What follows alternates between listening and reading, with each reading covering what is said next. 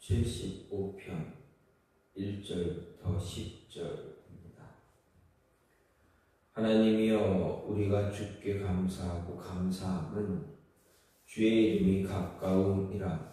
사람들이 주의 기이한 일들을 전파하나이다.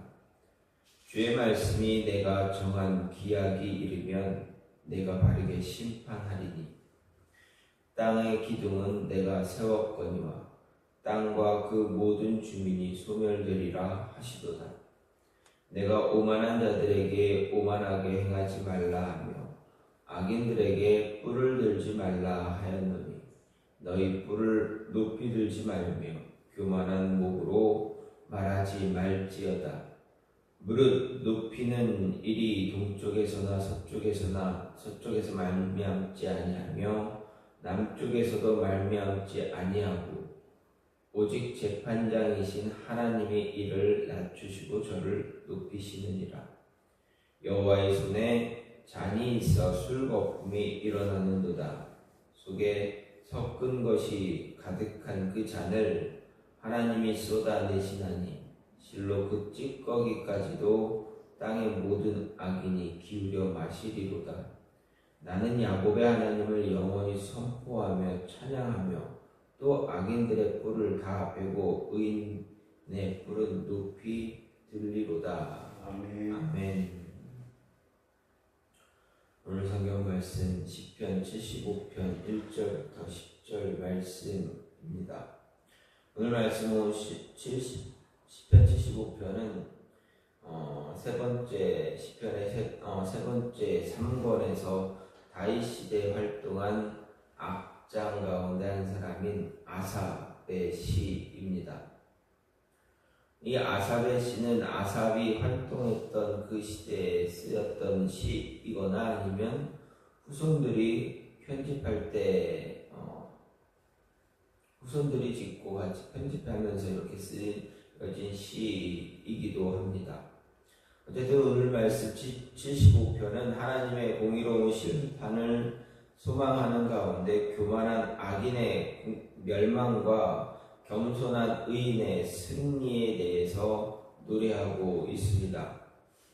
이런 오늘 말씀의 배경, 쓰여진 그 시대의 배경은 확실하진 않지만 사람들에 의해서는 남유다 아사왕 때 세라휘아의 100만 구수군의 침공이나 아니면 히스기야 때 아수르의 사네립의 침공, 또는 유다 사람들의 바벨론 포로 사건 등이 제시되고 있지만, 그 가운데서 가장 유력하게 이야기의 지지를 받고 있는 것이 히스기야 때 사네립의 침략했던 그 시대를 배경으로 보는 사람들이 대부분입니다. 이렇게 본다면 오늘 말씀의 저자 아삽이라고 했을 때, 아삽의 시라고 했을 때, 이 아삽은 앞에 있는 74편과 마찬가지로 아삽이 지었다라기보다는 그의 후손들이, 이제 아삽이 아닌 그의 후손들 가운데 한 사람이 지은 것으로 볼 수 있다라는 것입니다.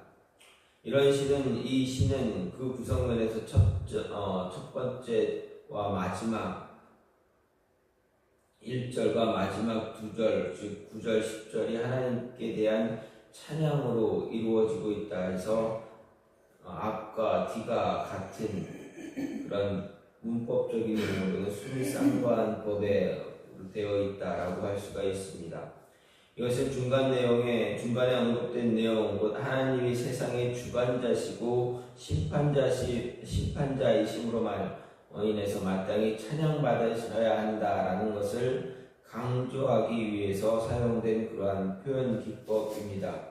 외에도 오늘 말씀에서는 몇 가지 특징적인 사실이 나타나는데, 하나님께서 직접 주신 말씀이 나타나고 있다는 것과 한나의 기도, 마리아의 찬양과 유사한 내용들이 나타나고 있습니다. 또 오늘 75편 말씀은 74편의 뒤에 배치된 것이 다분히 편집자의 의도가 반영된 것이다 라고 생각할 수 있습니다. 왜냐하면 74편보다 그 시기가 빠를 수 있지만, 지어진 시기가 빠를 수 있지만 내용을 보게 되면 주의 대적의 소리를 잊지 마소서라고 간구하는 것으로 끝나는 것으로 볼 때 74편의 응답이다라고 볼 수도 있기 때문에 그렇습니다. 이러한 특징들을 보면서 오늘 말씀을 내용을 보게 되면 먼저 1절은 하나님의 구원이 가까이 이르렀다라고 노래하는 그러한 감사의 내용이고 2절부터 5절은 1절에 하나님께 감사 찬양하게 된 이유가 무엇인가 하나님께서 악인에 대한 심판을 예고하셨다라는 것을 이야기하고 있고 6절부터 8절은 인생에 대한 하나님의 주권과 악인에 대한 하나님의 그 심판, 징계에 대한 내용 그리고 9절부터 10절은 하나님의 심판을 확신하며 다시 한번 하나님을 찬양하는 그러한 내용이 그러한 내용으로 기록되어져 있습니다.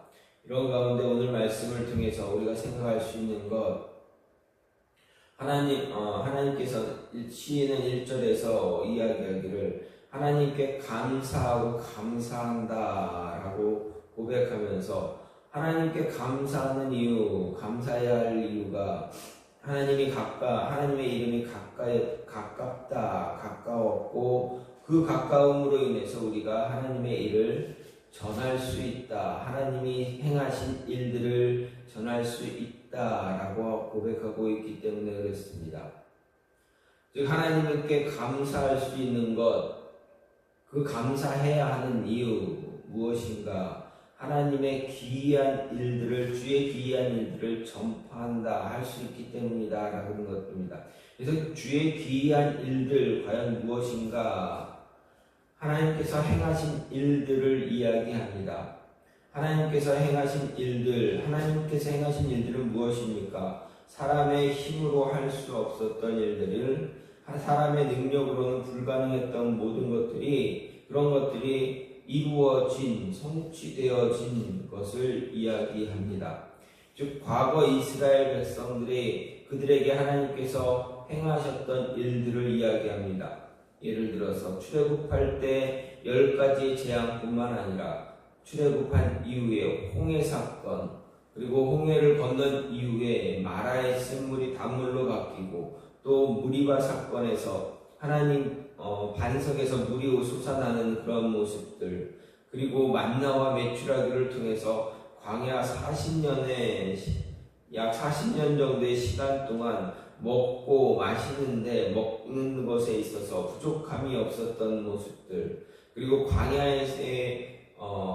광야를 지배하고 있었던 아말렉 족속과의 전투에서도 아무 어떤 군사 기초적인 훈련도 없었던 이스라엘이, 무기도 변변치 않았던 이스라엘이 아말렉과 싸워서 이겼다라는 것. 특히 어떻게 보면 아말렉과의 전쟁은 이스라엘에게 있어서 정말 이길 수 없었던 그러한 전쟁을 이긴 것입니다. 왜 그렇습니까? 군사훈련조차 받지 않았던 이스라엘 백성입니다. 노예로 400년이 넘도록 노예로만 살았던 그들입니다. 전쟁을 할 수 있는 어떤 기초적인 그런 모습들을 하나도 갖추지 못했습니다. 무기도 마찬가지입니다. 노예로 살다가 이제 출애굽할 때 과연 이스라엘 백성들이 무기로 가지고 나올 수 있었던 것이 무엇이 있었을까? 무엇이 있는가? 여러분 생각해 보십시오. 애국을 나오기 바빴지 무기를 챙길 수 있는 여유가 있었겠습니까? 그런 생각이 있었겠습니까? 그렇지 않습니다. 그런데 아말렉 족속은 전투에 최적화되었던, 그들은 훈련도 잘 되어져 있었고 많은 전투를 통해서 승리를 통해서 그들은 나름대로의 어떤 전쟁의 노하우도 갖고 있었습니다. 무기도 체계적으로 잘 갖고 있었습니다. 이스라엘이 그들과 싸워서 싸울 수 있는 방법, 그들이 목동으로 있었기에 양을 칠 때 사용했던, 다윗이 골리앗을 상대했던 그 방법밖에 없었을 것입니다. 그런데 그 전투에서 이겼다라는 것입니다. 그리고 가나안 땅에 들어와서 가나안 땅을 정복해 나갈 때 요단강을 건널 때의 모습, 그리고 가나안 땅에 들어와서 정말 그들보다 더 몇 배, 몇십 배는 더 체계적이고 더 좋은 무기를 가졌던 그 가나안 민족을 이길 수 있었던 모습들, 그리고 그 이후에도 끊임없이 하나님께서 이스라엘 백성들을 보호하시고 돌보셨던 그 많은 모습들, 그 일들이 하나님께서 행하셨던 그 일들을 전할 수가 있다라는 것, 그것이 얼마나 감사하냐라고 고백하고 있는 것입니다. 이렇게 이런 모습들을 전할 수 있는 것이 이스라엘 백성 우리에게는 정말 감사한 일입니다라고 시인은 고백하면서 그 고백이 이 일들을 전해야만 하는 모습 또한 이야기하고 있습니다. 이 일들을 전할 수 있을 때 어떻게 하면 이 일들을 전할 수 있는가? 이러한 하나님의 역사가, 하나님의 성령의 역사가 일어난 모습들을 어떻게 해야 전할 수 있는가? 또한 이야기하는데, 그것은 자신들이 오만하게 행하지 않고 또 교만한 모습으로 살아가지 않을 때 이런 모습을, 이러한 하나님의 능력을 전할 수가 있다라는 고백하고 있습니다. 4절과 5절 말씀을 보면 내가 오만한 자들에게 오만하게 행하지 말며 악인들에게 뿔을 들지 말라 하였으니 너희 뿔을 높이 들지 말며 교만한 목으로 말하지 말라라고 이야기하고 있습니다. 노래합니다. 주의 하나님의 귀한 일들, 하나님의 행하신 일들을 전하기 위해서는 오만한 행동, 교만한 목으로 말하지 않을 때 하나님의 사역들을 전할 수 있다라는 것입니다. 지금까지 행해 오셨던 이스라엘을 향해서 행하셨던 하나님의 그러한 일들을 전할 수 있는 방법, 교만하지 않으면, 교만한 삶을 살지 않으면, 오만하게 행동하지 않으면, 교만한 이야기들을 하지 않으면 우리 그 삶 속에서 하나님의 능력이 같이 나타나기에, 하나님의 은혜가 선포되어지기에 하나님의 능력을 전할 수가 있다라는 것입니다. 좀 전에도 말씀드렸듯이 과거 하나님이 이스라엘 백성들의 행하신 일들 전하기 위해서 교만한 마음, 목이 굳은 모습 버려야 하는 것입니다. 오만한 자들의 행위도 어떤 행위도 함께 있어서는 안 되는 것입니다. 오만한 행위나 교만한 목을 가지고 있다면 하나님의 음성을 또한 들을 수도 없기 때문에 그렇습니다. 하나님의 음성을 듣지 못하면 어떻게 됩니까? 하나님의 음성을 듣지 못한다면 그것보다 교만한 모습이나 목이 곧은 모습을 없을 것이기 때문입니다. 따라서 하나님이 행하신 일들, 베푸신 은혜의 기업들을 온전히 전하고자 한다면, 그런 마음을 갖고 있다면 무엇보다도 오만한 행동, 교만한 모습 버려야만 합니다. 오만함과 교만함을 하나님을 대적하는데 앞장서는 것들이라 할 수 있기 때문에 이런 행동들, 이러한 모습들 결코 갖지 말아야 합니다. 오만함을 버릴 때, 교만함을 버릴 때 하나님의 사역을 선포할 수 있고 그 사역을 온 세상에 전할 수 있게 된 것입니다. 또한 시인은 말하기를 뿔을 들지 말라 이야기했습니다. 그러면 이 뿔이 무엇을 의미하는가 생각할 때 뿔 달린 짐승을 생각할 수가 있습니다. 뿔 달린 짐승은 자신의 머리를 아주 높이 들고 힘을 과시하며 자랑스럽게 다니는 그런 모습을 생각할 수가 있습니다. 그렇다면 이 뿔은 힘이고 능력이고 권위고 자부심을 상징한다 할 수가 있습니다. 다시 말하면 자신의 힘, 자신의 능력, 자신의 권위 같은 것들을 이야기할 수가 있습니다. 따라서 오늘 말씀은 자신의 힘을 과신하고 교만해져서 하나님을 능멸하고 하나님께 도전하려는 그러한 악한 자들에 향해서 교만의 죄를 벗어버릴 것을 경고하는 이야기다라는 것입니다. 자신의 교만함을, 자신의 능력, 자신의 힘을 내려놓지 않으면 하나님의 말씀, 하나님의 일들, 하나님께서 행하신 나를 위해서 행하신 일들, 나를 통해서 행하셨던 모든 것들을 세상에 전할 수 없다라는 것입니다. 세상에 하나님의 말씀을 전하기를 원한다면 하나님 앞에서 우리는 교만한 모습, 오만한 행동, 그리고 뿔을 드는 자신의 능력을, 자신의 힘을 과시하는 그 어떤 것도 행하지 말아야 한다는 것입니다. 내가 드러나면, 나 자신이 드러나면 하나님은 드러나지 않게 됩니다. 하나님의 말씀이 나타나지 않게 됩니다. 그래서 하나님은 끊임없이 말씀하시기를 우리 자신, 우리의 힘, 우리 능력을 최대한 죽일 수 있는 그런 모습을 가지라 이야기하신 것입니다. 하나님의 능력보다 우리의 능력을 더 과신하려고 할 때 하나님의 복음, 하나님의 능력, 하나님의 말씀은 드러나지 않게 된다라는 것입니다. 그렇다고 해서 우리의 삶에서 우리의 모습이 우리가 정말 능력 없는 삶을 살아야 되느냐? 그렇지 않습니다. 능력 있는 삶을 살되 하나님의 이름, 하나님의 능력보다 내 개인의 힘, 권위, 능력을 더 과신하는 그러한 교만함, 오만함을 버리라라는 것입니다. 또 한 가지는 지금 자신에게 주어진 자리에서 충실한 삶을 살아갈 때 하나님의 말씀을 전할 수가 있다라는 이야기입니다. 7절 말씀을 보면 오직 재판장이신 하나님이 이를 낮추시고 저를 높이신다라고 시인이 고백합니다. 여기 보면 하나님이 재판장으로 소개됩니다. 이는 하나님께서 인생의 우리 인류의 절대 주권자, 세상의 절대 주권자가 되신다라는 것을 강조한 것입니다.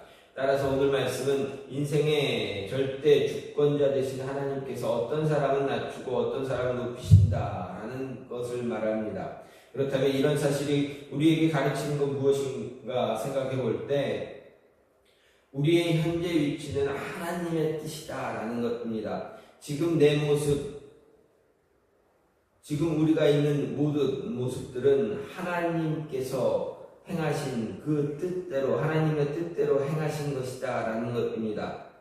그렇습니다. 세상에는 힘 있는 자와 힘이 없는 자, 부자와 가난한 자, 능력 있는 자와 능력 없는 자, 잘난 자, 못난 자 다 있지만 그 모든 것은 하나님의 주권대로 하나님의 뜻에 따라 이루어진 것이다 라는 것입니다.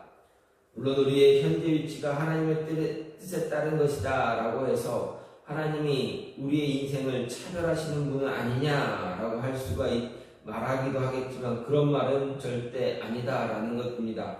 또 하나님은 부하고 힘있고 능력 있는 자를 더 사랑하고 가난하고 힘없고 능력 없는 자를 덜 사랑하거나 미워하는 것을 의미하는 것도 아닙니다. 하나님은 차별하는 그런 분이 아니시다. 하나님이 차별하신다면 오직 믿음의 유무에 따라 차별하실 뿐이다 라는 것입니다. 하나님이 자신을 고아와 과부의 보호자로 여기신 사실이 보여주듯이 우리의 위치가 하나님의 사랑이 있고 없음을 의미하는 것이 아니다라는 것 우리는 기억해야 됩니다. 그렇게 시인 가운데 우리가 잘 알고 있는 송명희 시인은 하나님 앞에서 자신의 모습, 자신의 현실을 바라보며 하나님께 고백하기를 공평하신 하나님이다 라고 고백하고 있습니다.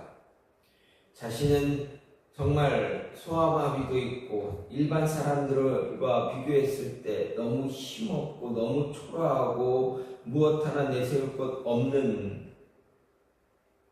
그러한 모습이었지만 그 시인의 고백은 무엇이었습니까? 하나님이 차별하시는 분이 아니다.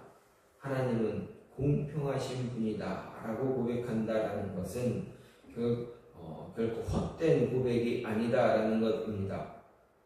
또한 우리가 잘 알고 있는 하나님을 전했던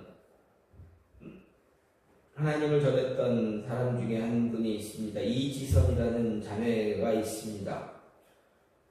이분은 정말 열심을 다해서 잘 살고 있다가 이제 교통사고로 인해서 자신의 전신의 화상을 입어서 온몸이 다 일그러졌던 그런 모습입니다. 그럼에도 그분의 고백은 공평하신 하나님을 고백하고 찬양하며 또 다시 자신의 생명을 살려주신 그 하나님께 감사하며 복음을 전하는, 예수 그리스도를 전하는 일에 자신의 온 인생을 다 내어드린 그러한 분의 모습입니다.